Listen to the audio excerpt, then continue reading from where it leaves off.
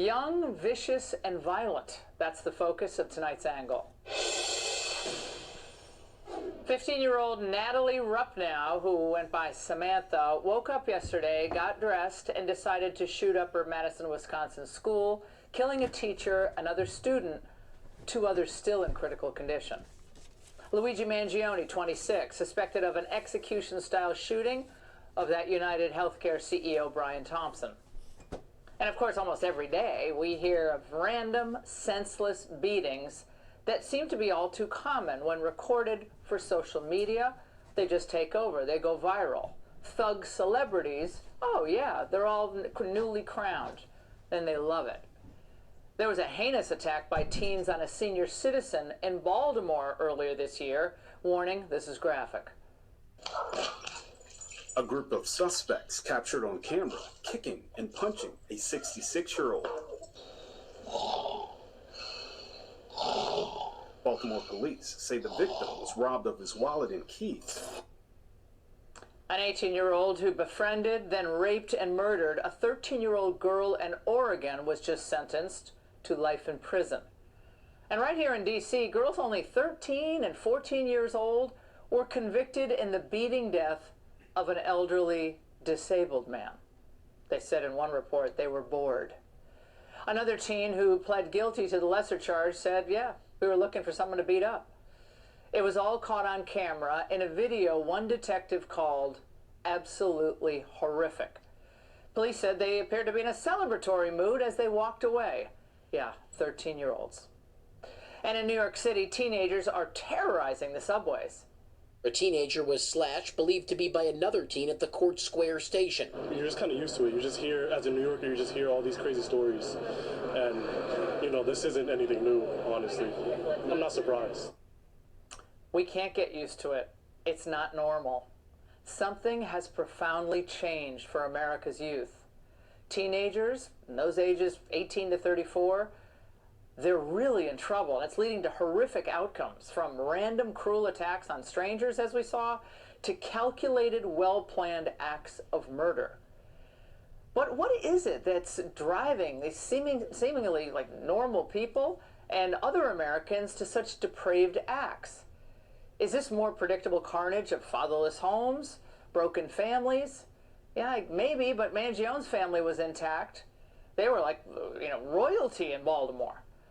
And young people getting lost and radicalized online, that's a lot of people. Is this causing loneliness and depression? Does that end up leading to rage? Of course, a lot of liberals reflexively blame guns and run to gun control. Kamala Harris said that today, but that's not productive. Guns are not going to be banned, and young people who want to get their hands on a gun will always be able to do so. We need to dig deeper. Has the constant bombardment of violent images on screens big and small simply desensitized us? Does doom scrolling, sometimes in the middle of the night, crimes on social media, give young people a twisted sense of community they're otherwise missing? An eerie comment by a friend of Mangione's may shed some light about his case.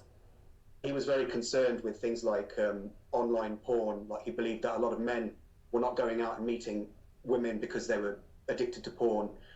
He was really concerned about video games. He believed that people were not making accomplishments. They were not accomplishing things in the real world because they were getting sort of these dopamine hits from video games.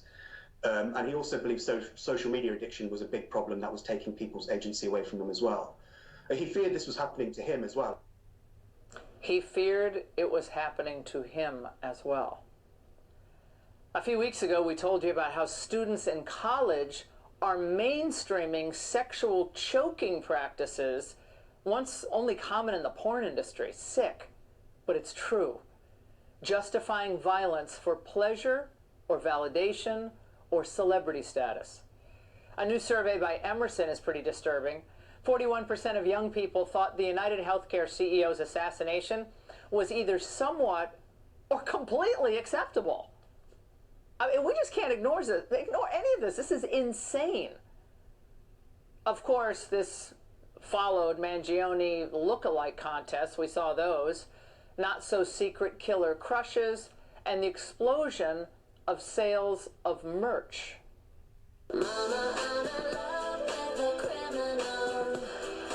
Deny, defend, and oppose. Deny, defend, and oppose.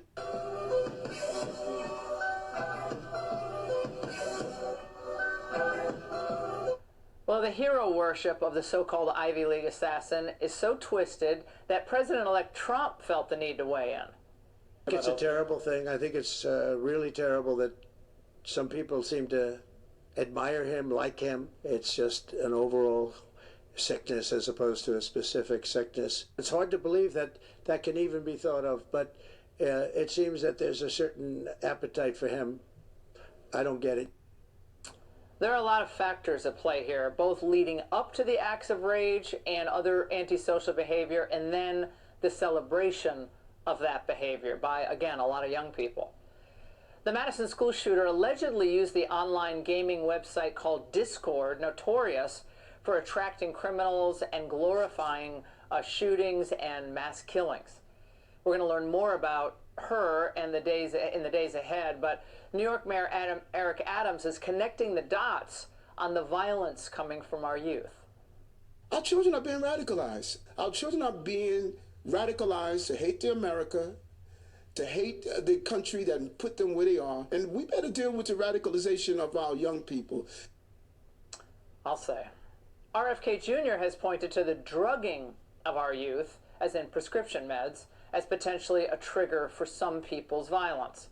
Well, I couldn't agree more about that. I personally love the idea of getting a real serious conversation about all of this going. And as for what Mayor Adams said, yeah, he's absolutely right. The idea of age limits for social media use, I know a lot of libertarians say, oh no, you can't do that, can't do that. Well, we as parents have to realize that screens are literally rewiring the brains of our kids. We also know that our kids are more medicated than ever before, and giving a kid a pill because he's sad that something happened at school can lead to something much worse. After a 2015 Oxford study that shows that SSRI use was associated with violent crime among those 15 to 24, people got really serious about that conversation. The FDA then required suicide warning labels for all antidepressant drugs here. And RFK Jr., yeah, he's all over it. One of the things we also ought to be investigating is why this is happening. NIH needs to be studying them to see if there's connections to some of the SSRI and psychiatric drugs people are taking, whether there's connections to video games. There's other countries that have comparable numbers of guns that we have. For example, Switzerland. The last mass shooting they had in Switzerland was 21 years ago. We have them every 21 days. Shocking. And you all know what the angle thinks of recreational weed. Legalization, normalization, has been and continues to be a nightmare for our young people. What can it trigger? Psychosis, paranoia, even bipolar disorder and schizophrenia, which are all on the rise.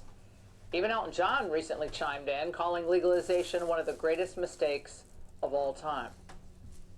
And of course, we would be quite remiss in not focusing on the faith angle or the lack thereof, especially declining church attendance and a sense of community that often goes along with church attendance.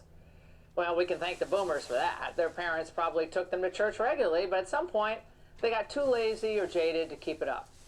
That is to the detriment of their kids and their grandkids. And young women, they're even less religious than young men. That spells trouble. So we have a lot of work to do. We know President Trump is committed to law and order, to safe streets, accountability, and giving young people hope, real hope, for a better future. Because being young and hopeless is not normal. Allowing your children unfettered access to the internet, I know it's hard, parents. Believe me, I struggle with this as a parent of teenagers. But to just give them unfettered access is just stupid and dangerous. It's a nightmare. The dark web exists to lure your kids into a hole of isolation.